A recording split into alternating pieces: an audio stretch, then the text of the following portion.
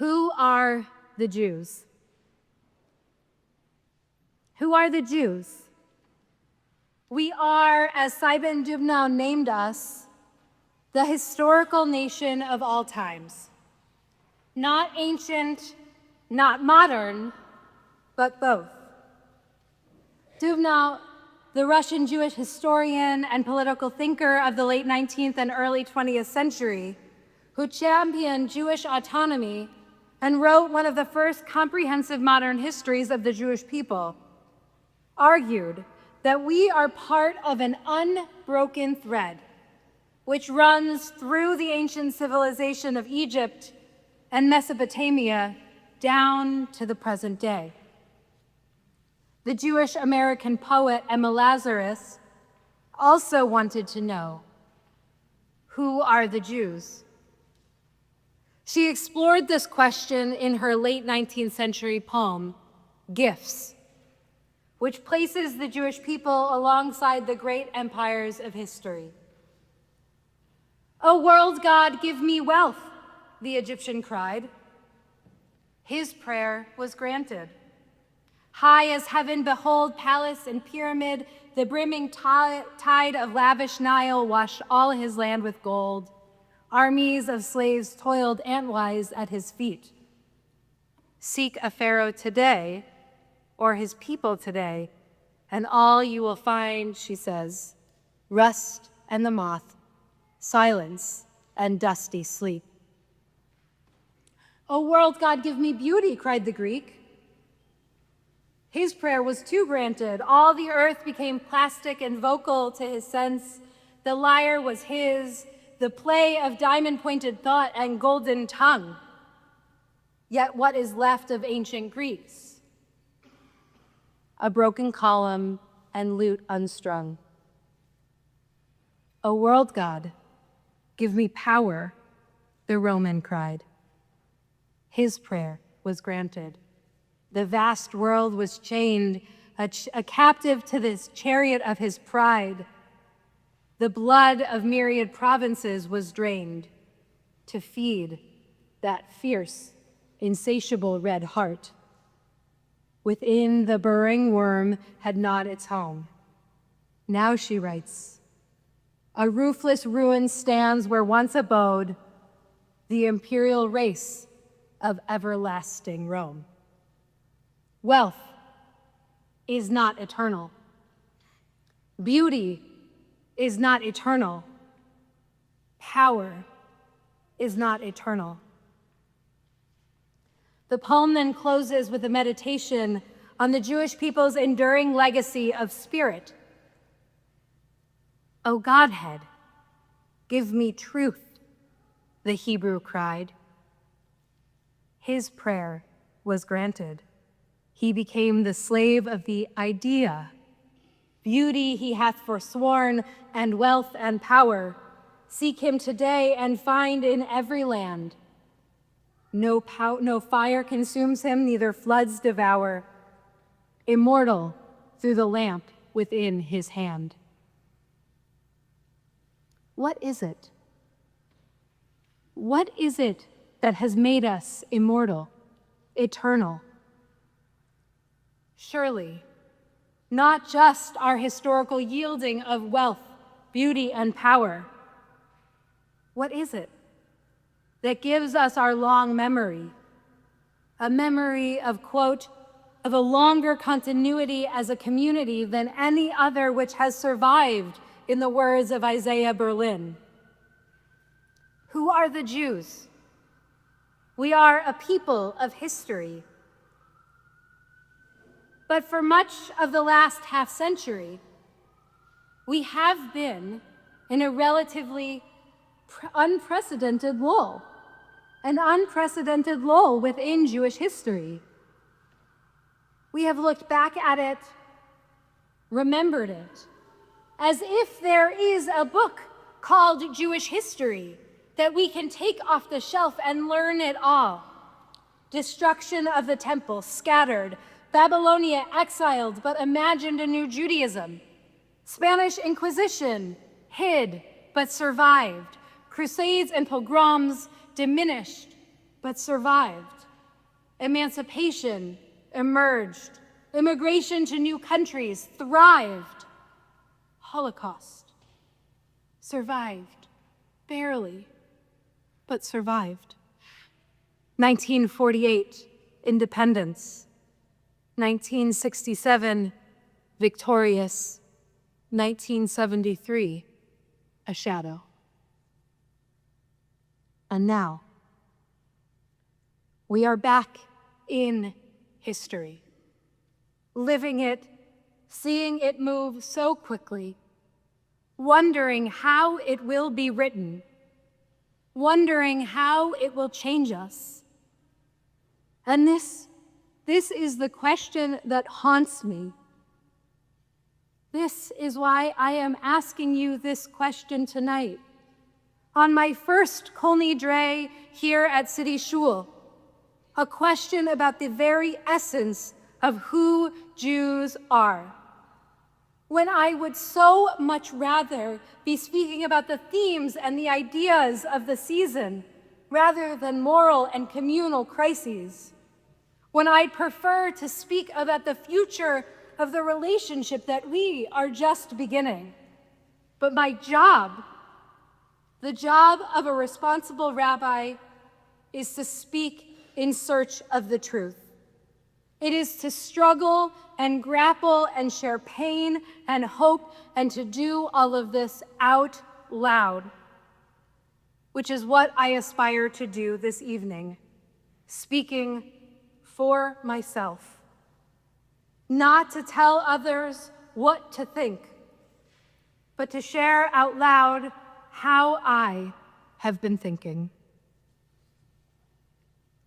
On October 10th, 2023, I wrote down these words. I need what I believed on October 6th to still be true. I cannot let this change my core. Of course, October 7th did change me. It broke my heart. It pushed me towards distrust and cynicism. It also made me love my people more. And it made me more fearful for them too. And still, I so deeply did not want the core of the deep, compassionate, joyous Judaism that I loved to change. I wanted to resist that my values could be stolen by terrorists. What was that core of what it means for me to be a Jew? That I believed in peace, even still.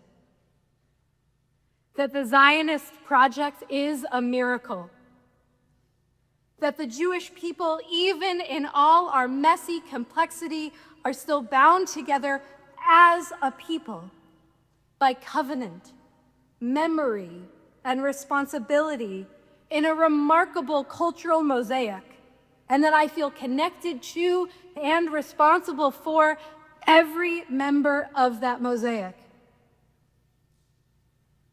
That the Jews have the right to live and thrive in a land that is theirs. That Israel is a beautiful country full of beautiful people, Jews, Palestinians, Druze, Bedouin. That everyone who lives in that land deserves to thrive and live in peace. And that sometimes just wars are fought in order to defeat enemies of peace. I believe that the arc of our history has over time bent towards more safety and freedom. That we have had a moral code that shaped legal doctrine around the world. That we are a people who preserved the prophet's image, the prophet's warnings, even when their critiques pierced us and implicated us. That we are a people who preserve the minority opinion, that this fundamental idea, in fact, was shaped by 2,000 years of disagreements about what it means to be Jewish and what is best for the Jewish people. I believe that Judaism is a gift to us and to the world. And I believed on October 6th that what kept the Jews alive more than anything else was our deep pursuit of truth and justice over wealth, over beauty, and over power. I still believe all of those things, but I worry that it is getting harder to make the case for them. I worry that we are tempted by Emma Lazarus's idols, that wealth, status, and privilege are worshiped, that a fleeting shallowness has infiltrated our eternal wisdom. Most of all, I worry about what happens when we forget that we are not meant to be like the Egyptians or Greeks or Romans. We are not meant to pursue the seductive mirage of empire. We are not meant to oppress. We are not meant to starve others. We are not meant to worship power. Is that not the lesson of our endurance? Is that not the eternal truth that Dubnow and Lazarus and Berlin all recognized? Is that not the history of the Jews? And after this history is done happening, who are we going to be? I am haunted by this question. Who will we be after this catastrophe ends? Who will we be when the war ends, which I pray with every fiber of my being comes soon? What will be left of us? Who will we be after the dust clears? When we face the hostages we abandoned, when they, God willing, come home, when we look at the city we besieged, when we encounter the starving children, when we realize that no family in Israel or Gaza has been left untouched by tragedy, when the soldiers come home, when the bombs and rockets stop, when the protests die down, when the terror attacks stop, when the fragile peace, God willing, begins, who will we be?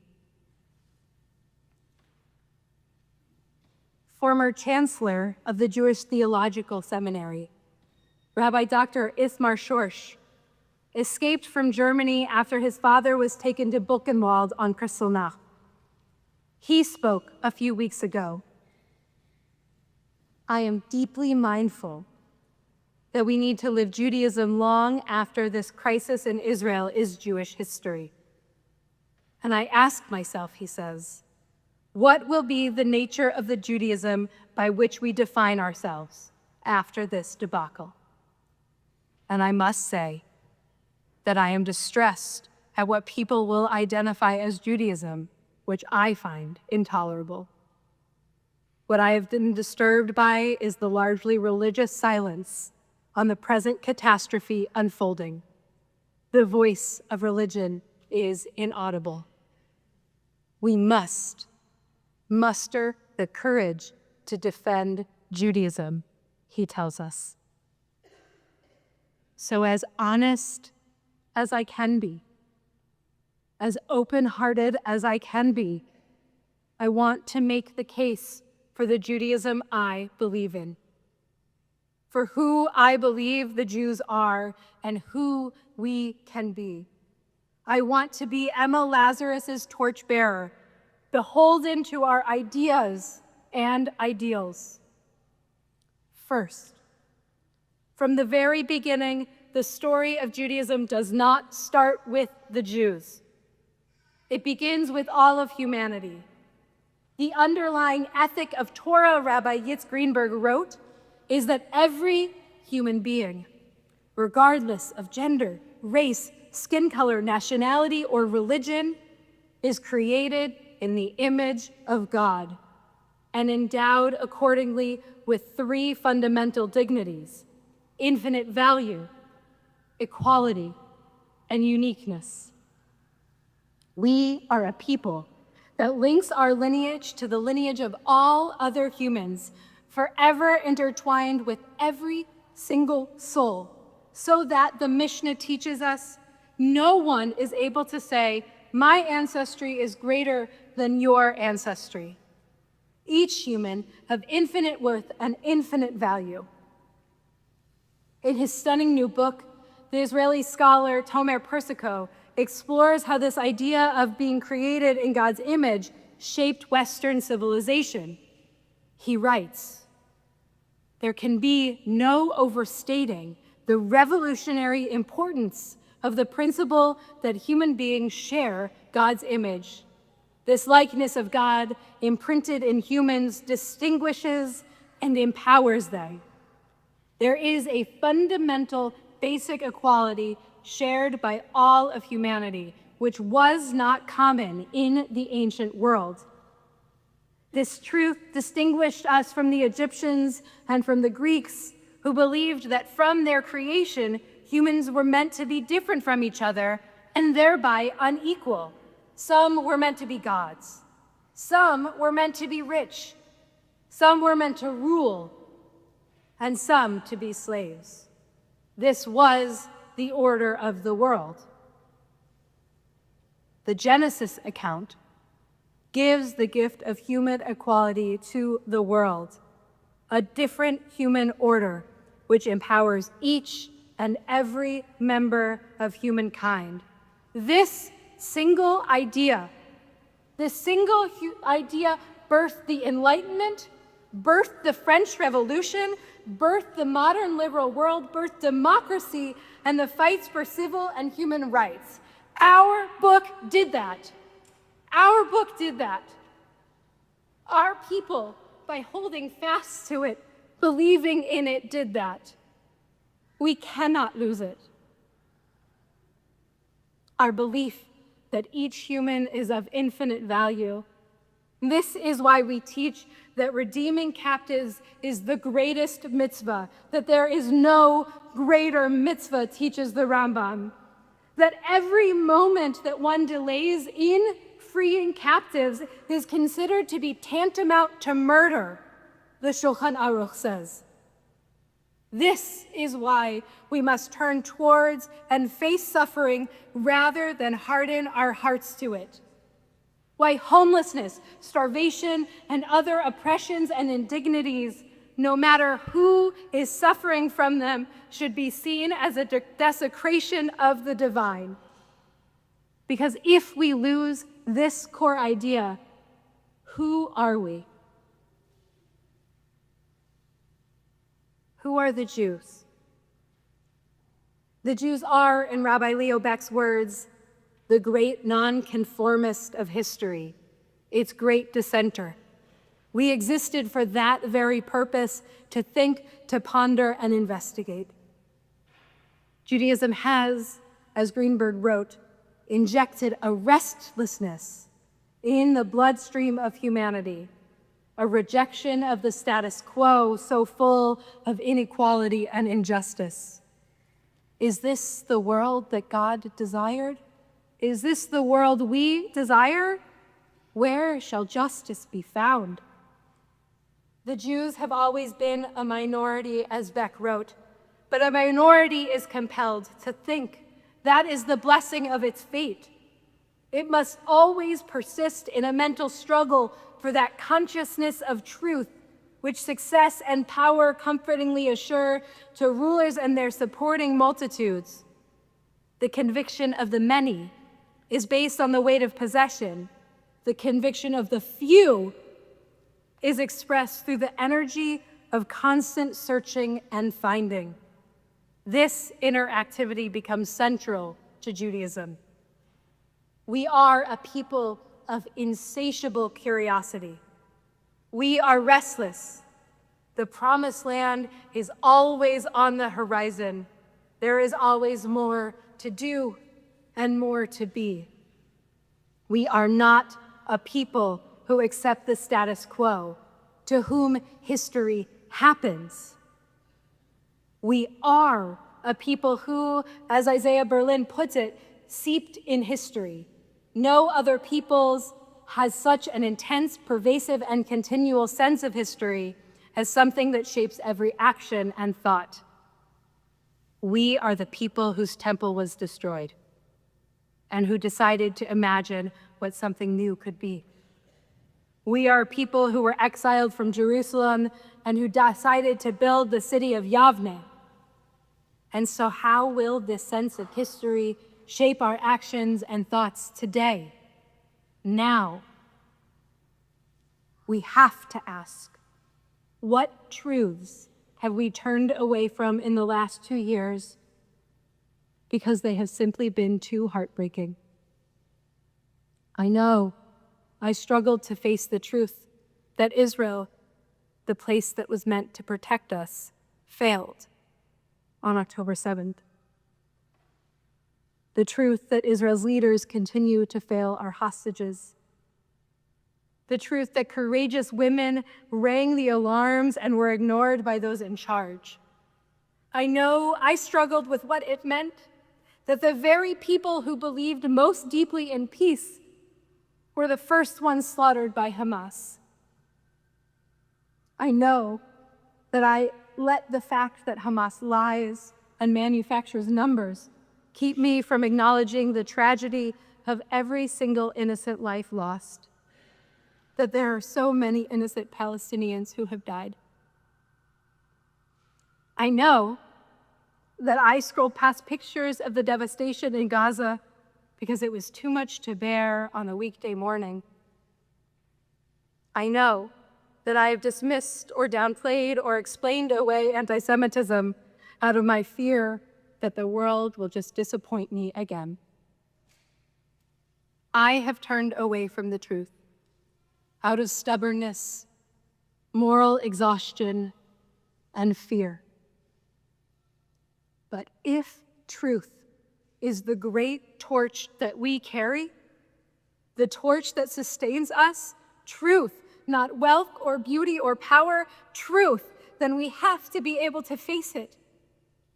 Our purpose in this existence is to speak as the prophets did, prophetically in our search for truth, even when it is inconvenient or hard to face. Our restlessness must manifest in a great search for truth. And who are the Jews?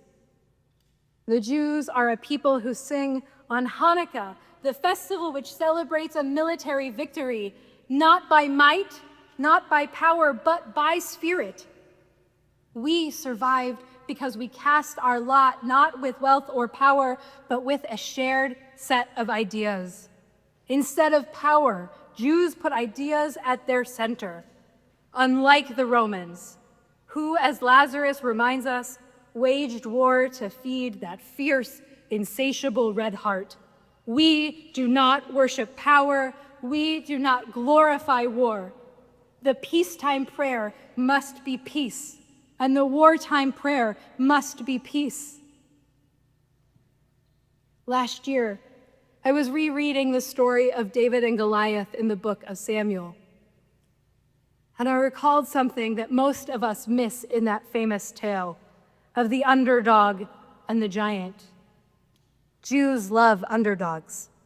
Yet another thing I love about us. David, the small Israelite shepherd, defeats the armed, gigantic Goliath with cunning and skill, and with the help of a single slingshot and rock. What most of us don't pay attention to, however, is what happens next. After Goliath is defeated, David takes Goliath's sword, and beheads him. The Philistines run away. The Israelites pursue them, kill them, then loot their camp. All the while, David parades Goliath's head around.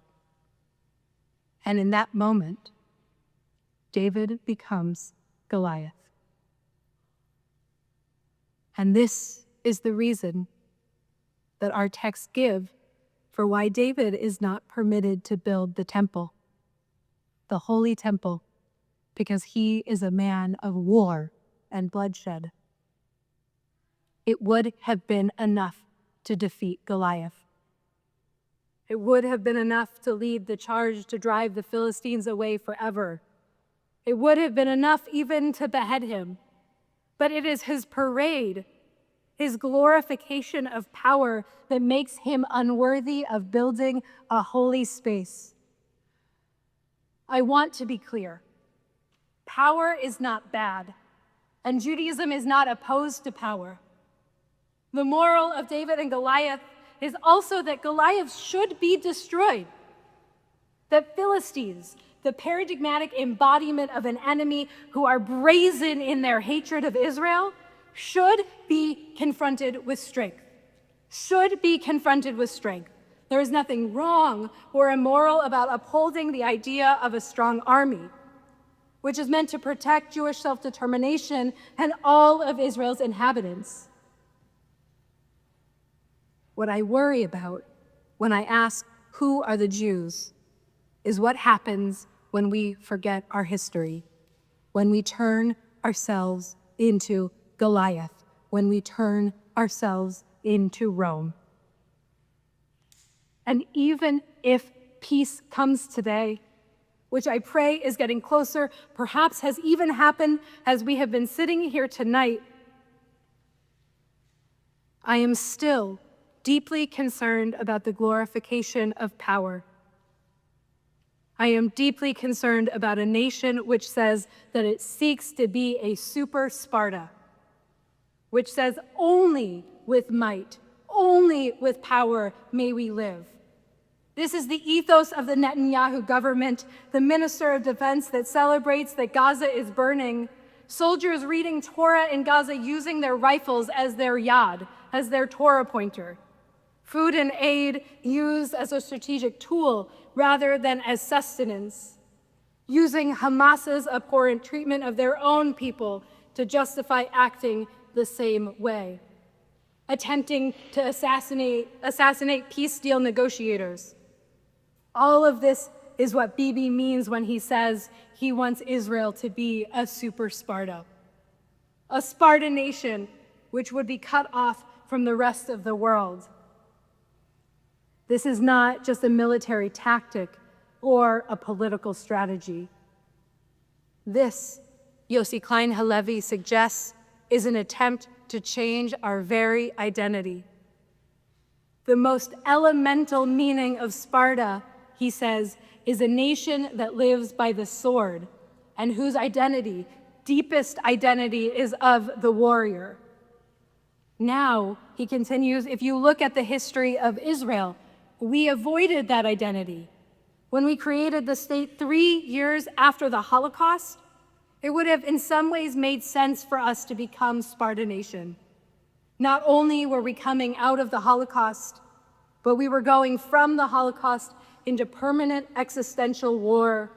And yet, he says, the leaders of Israel, the people of Israel, Holocaust survivors, the generation that came out of the Holocaust, rejected Sparta nation. And the greatness of Israel all these years has been the attempt to balance Athens and Sparta. We aspire not just to be a warrior nation, but to be a great cultural center. We are faced with a choice. Do we center the sword or the pursuit of truth? It is an existential and real threat. Who are the Jews? I reject Sparta. I reject Sparta because to be a Sparta nation is to not only glorify power above all else, to become Sparta nation would be to fundamentally alter the entire story of Jewish history, right back to the very beginning. In Sparta, the value of life was dependent on your ability to contribute to being a warrior nation, reminds Rabbi Daniel Hartman. And that's why weak children, people who were sick, were left to die. When you're Sparta or Super Sparta, people are a means for the nation. And that was not our way. It is so antithetical to the Jewish story. Rejecting Sparta means rejecting a story of the Jews as one of inevitable war and conflict. It means rejecting a story of the Jews that worships a version of power which denies the idea, the Jewish idea, our idea, that each human is unique and of infinite worth, and that even the completely unavoidable loss of innocent life is still a tragedy. I will not let this moment change the core of who I believe the Jews are, even as I am shaped in response to this history we are living through. And it's worth saying, I might have taught about any of these ideas on October 6th. Human dignity, the pursuit of truth, and the need to balance power with justice and empathy. That we are at our best when we are with others, not apart from them. Crucially, I'm not saying anything about the core of who the Jews are that I wouldn't say otherwise. But I am now saying it as one of the troubled committed, joining the 80% of Israelis who desperately want this war to end. As a member of the loyal opposition, a deeply committed Zionist who puts ideas before wealth and beauty and power, the ideas that make us eternal. As a member of the people who love the search for truth and peace, who still believes that we can be a light to the nations, with the light of the ideas that shine through us in every generation, that make us immortal. I say it as a Jew who believes that we can and will continue to be proud of who the Jews are. Gemar Chatima Tova. May we all be written in the book of life.